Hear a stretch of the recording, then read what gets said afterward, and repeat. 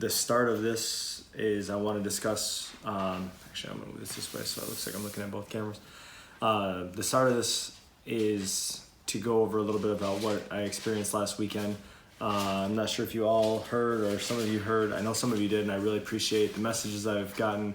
The support is huge, honestly, for what we went through. For those of you that don't know what we went through, last weekend I was actually at the Gilroy Garlic Festival. There was an active shooter, a mass shooting. Unfortunately, I stopped watching the news, to be honest with you, because seeing it over and over again and hearing more about it was just bringing back worse and worse flashbacks and causing worse and worse dreams. But there was an active shooter. There was three killed last I knew. One was a 6-year-old boy. And then beyond that, there was, I think, 12 or more injured, which is tragic because it's and for lack of a better term, it's a big redneck event. Everybody's tasting garlic, eating garlic ice cream. I tried garlic ice cream for the first time ever. But unfortunately, the last day with about 20 minutes left, happiness and joy were all overtaken by a random act from, I don't know if there was ever verified, of 1 or 2 different people, possibly a third. And unfortunately, it put a big gloom over the whole thing. And I had one of the people that I was there with, he was like, well, at least, if something ever like this happens to you, what's the chances of it happening again? And I just looked at him and he's like, what? Well, in 2013, I decided to go check out the Boston Marathon for the first time because my friends that live there and I love Boston told me how amazing an event it is, and everybody gets drunk and celebrates the marathon and has fun. And well, that just happened to be the year that the marathon, the Boston bombings ended up taking place. After that, this year I was at the Virginia Beach Patriotic Festival. And while I was at the Patriotic Festival, about a mile down the road at the municipal building, there was actually a shooting inside the municipal building. And then I decided to, just before I got out of the bar industry, right before I got out, there was one of the nights that I was supposed to work, I ended up taking off, luckily. And that night there was a shooting as a small incident, but it was inside the bar right in front of where I would have been. So, I mean, I'm starting to count how many angels I might have in my life, but it's definitely something to think about. And one of the reasons that I want to bring this up to everybody is because before I even left California, which I flew out the next morning, before I even left California, I was getting posts about GoFundMes for the people at the festival. And beyond that, I've seen posts for friends in the past 2 years, 18 months of GoFundMes, and even more than that in the last 6 months of GoFundMes for funerals, repeated times. And all I can ask is why? This is going to sound like a serious plug for life insurance.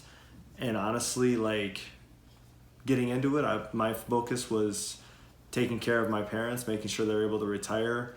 And then, the bonus was protecting people and, making sure their family didn't have to go through a devastating tragedy. And then beyond the tragedy, not knowing how they're going to bury their loved one, not knowing how they're going to take care of the medical bills, and not only being stressed to the max with the loved ones, either loss or hospitalization or whatever, but beyond that, knowing that they now have to figure out how to pay for it, and not having time to grieve, because instead of thinking, oh my gosh, I have to get back to work so I can pay for this massive bill or this funeral or whatever. And if anybody wants to ask, and send me a message, I'll show you. I currently have $1.3 million in life insurance on me. I'm married with 2 businesses, no children. We rent, and we have 1 car right now. So there's really no reason for me to have this coverage except for the fact that I believe in it. And if something was to happen to me tomorrow, I know that my wife and my family have time to grieve. They have time to cover I think I have $4,800 in student loans left on my name. So I don't have to worry about that for them. And obviously, my wife, when I got home, besides hugging me uncontrollably, she said, "I don't want your life insurance money. I'd rather have you." But when I ran, and mind you, I literally saw the gunman. He pointed the gun at me and I ran and I got lucky. And I have a nice little cut on my leg from trying to jump a fence. But when I got to safety, the first thing I thought of was, well, if this is my time, at least my family's taken care of. I can literally know that they're good. They're not going to have to worry. They don't have to rush back to work. They can take their time. And especially if you have children, if something happens to you tomorrow, do you know that they're set? If they're 2, 6, 10, whatever, if they have 16 more years of school before they're going to college, if they're going to go, are they set? Is your family, your wife, your husband, whoever, are they going to be able to take care of their bills? Are they going to be able to take care of the mortgage? Are they going to be able to give your children the life that they want to be able to give them? And unfortunately in Gilroy, I also had the pleasure of meeting the little 6-year-old, and he was a joyous little dude, to be honest with you, just extremely excited. But I saw a GoFundMe for him. And if you're looking out for your children long term, you can get a policy on a child for so little, because no parent should ever have to bury their child.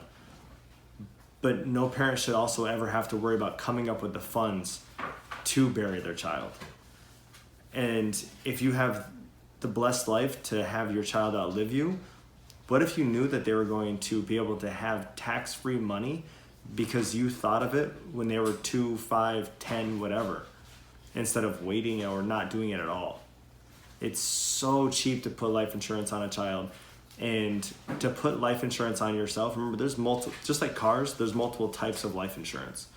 You can get a term policy, you can get an ROP policy, you can get a GUL, a whole life, an IUL, and they all have a varying price.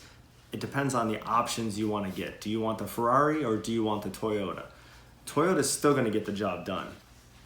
So it depends on what you're looking for. If you're just looking for something that's going to cover you until you pass away and you know your family's going to inherit money, if you didn't inherit money, just think about what that could do for your family if all of a sudden you pass away at 75, 80, 85, 90, and your family inherits $200,000. Does that change the legacy of your name? But if you don't live that long and you get sick at 60, does your family have the means to take care of those medical bills? And I know a number of you are going to watch this and you're going to be like, "Oh, I can't believe he's doing this plug after what he just went through." Yes, I'm doing this fucking plug after what I just went through. How about that? Why is your family not covered? I have seen it too many times, and I've only been in this business for 1 year. And anybody wants to challenge my knowledge, please step up. Because there's no friggin' reason that a term policy for $1 a day is too much money for your family not to have to go through what I'm talking about. You spend way more money on dumb shit than what I'm talking about right now to know that you don't have to worry about it. To know that if you get sick, your medical bills will be helped by your life insurance policy. And anybody that Amanda and I have messaged and you've blown us off or you don't have time for it or whatever, this should be a rude awakening. And maybe it's time to make time, because we're not messaging you to try and sell you protein bars. We're not messaging you for friggin' It Works wraps. No offense to It Works. I didn't want to call anybody out. We're not messaging you for any shit that is going to sit on your counter or you're not going to take or whatever. The reason we're messaging you is because we actually care about you. And we don't want to see your family go through what we've already seen other families go through. And thanks to the people that tuned in on my live. But if this isn't something you've thought about, it might be a good time. We don't know what's going on today. We don't know what's going on tomorrow. And we don't know if we're even guaranteed tomorrow. And I'm speaking from experience. I will tell you that I still have nightmares, and I still question what I did. I still question my reaction. But for anyone that knows me, I ran the fastest I've ever ran in my life. And when you see a person wearing body armor pointing a weapon at you, a lot of things come into perspective real quick. I hope you guys think about this. I hope you guys watch this. Anybody that was there, my heart goes out to you. Feel free to reach out to me. Anybody that was in El Paso this weekend, feel free to reach out to me. I wish there was more we could do, but I hope this kind of makes everybody think a little bit and reach out to me. And when you see me reach out to you, or you see Amanda reach out to you, understand that this isn't us trying to pester you. This is us trying to protect you.